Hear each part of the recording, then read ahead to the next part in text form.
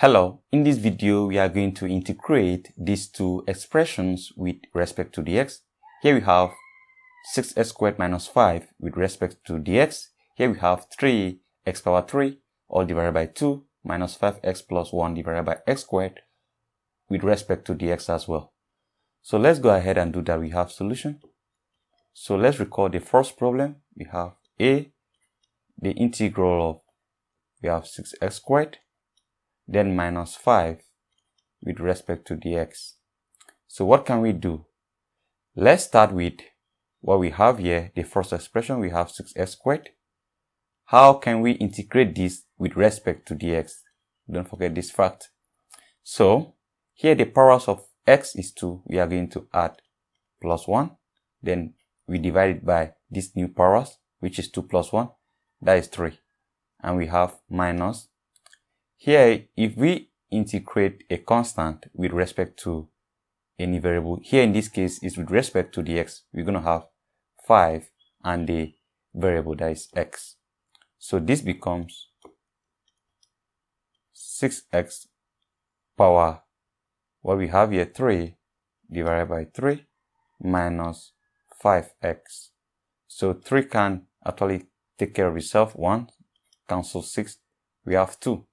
So this becomes, we're going to have 2x power 3 minus 5x. And here we were not given any limit, so we have plus c. Alright, let's consider the second one. So I will draw this line here. Here we have integral of 3x power 3 divided by 2 minus 5x plus 1 divided by x squared with respect to dx. So what can we do? Let's start with what we have, the first expression. Here we have 3x power 3 divided by 2. So we can as well add, we have plus 1 to the powers here, and we divide everything here by the new powers, which is what? Which is 4. Then we do the same thing here, minus 5x. This is to the power of 1 already, so we have 1 plus 1, then divided by the new powers, that is 2. Then we have plus, here we have 1 over x to the power of 2. You know that if we have 1 over a, you're going to have a to the power of negative 1. So you can write this as plus x to the power of negative 2. So what next? We have equals to, then if you have 1 all over a divided by b, this will be over 1, and this is equals to, we have 1 over a times, we're going to have 1 all over b. So that means this 4 here will multiply the 2 here, and we're going to have 8. So that's what I just want us to understand now. So I clean this part off.